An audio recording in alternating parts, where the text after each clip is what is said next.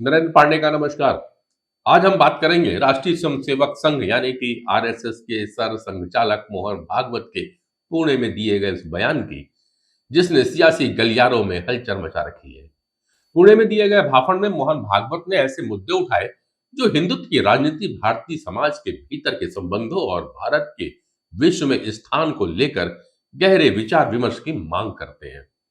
उनके बयानों में एक और सद्भाव, संवाद और सहिष्णुता की अपील थी, तो दूसरी ओर उनके संगठन और उससे जुड़े राजनीतिक दलों के व्यवहार और विचारधारा में मौजूद विसंगतियां भी झलकती हैं। मोहन भागवत ने अपने इस भाषण में कई अहम मुद्दे उठाए, लेकिन सबसे ज्यादा ध्यान खींचा उनके बयान ने कि हर मंदिर को खोदा जाना जरूरी नहीं है और सिर्फ राम मंदिर बनवाने से कोई हिंदू नेता नहीं बन जाता। उन्होंने भारतीय समाज में भाईचारा और सद्भाव की अपील करते हुए कहा कि भारत को एक ऐसा मॉडल विकसित करना चाहिए जो पूरी दुनिया के लिए मिसाल बने। उन्होंने यह भी कहा कि भारत को महाशक्ति नहीं बल्कि विश्व गुरु बनना चाहिए। उनके अनुसार महाशक्ति बनने के बाद स्वार्थपूर्ण वर्चस्व की होड़ और दमनकारी व्यवहार की प्रवृत्तियां सामने आती है, जो भारतीय संस्कृति के अनुकूल नहीं है। भागवत का यह भाषण ऐसे समय में आया है जब विभिन्न हिंदू धार्मिक स्थलों और ऐतिहासिक मस्जिदों को लेकर विवाद बढ़ रहा है।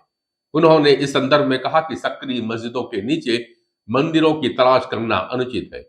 उनके इस बयान को संघ परिवार की परंपरागत आक्रामकता से अलग एक नरम दृष्टिकोण के रूप में देखा जा सकता है। भागवत का भाषण भाजपा और संघ परिवार के बीच बढ़ती दूरी की ओर इशारा करता है।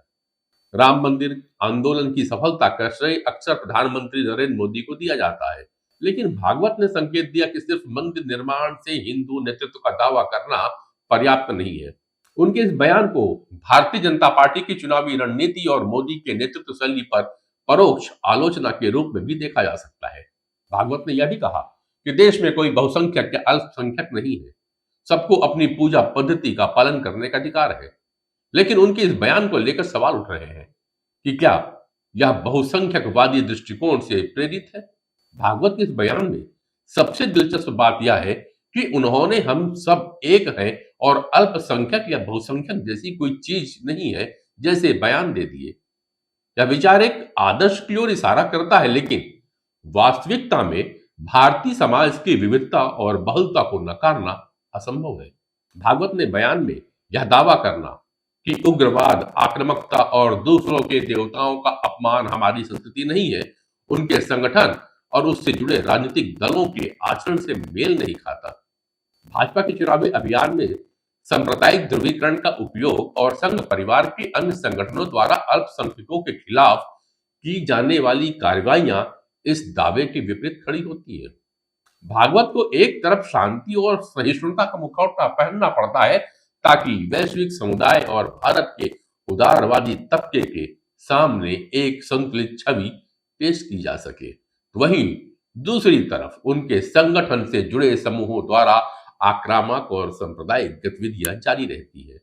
यह दोगलापन संघ और भाजपा के भीतर शक्ति संघर्ष और विचारधारा के अंतर विरोध को भी उजागर करता है। मोहन भागवत के पूरे भाषण को हिंदुत्व की राजनीति और संघ परिवार के भीतर मौजूद विचारधारा के विरोधाभास के रूप में भी देखा जा सकता है। उनके बयानों में एक और आदर्शवाद की झलक है, तो दूसरी ओर व्यवहारिक राजनीति की सीमाएं भी स्पष्ट होती है। यह भाषण न केवल संघ परिवार के भविष्य की दिशा को लेकर सवाल उठाता है, बल्कि यह भी इंगित करता है कि भारतीय राजनीति और समाज में सामंजस्य और सहिष्णुता की वास्तविक संभावना कितनी जटिल है। तो क्या मोहन भागवत का यह भाषण वाकई मिलनसार छवि का प्रदर्शन है या इसके पीछे भी कोई गहरी राजनीतिक रणनीति छिपी है? इसे लेकर चर्चाएं जारी रहेंगी। आप बने रहिए हमारे साथ, हम लेकर के आते रहेंगे नए और ताजा अपडेट। नमस्कार।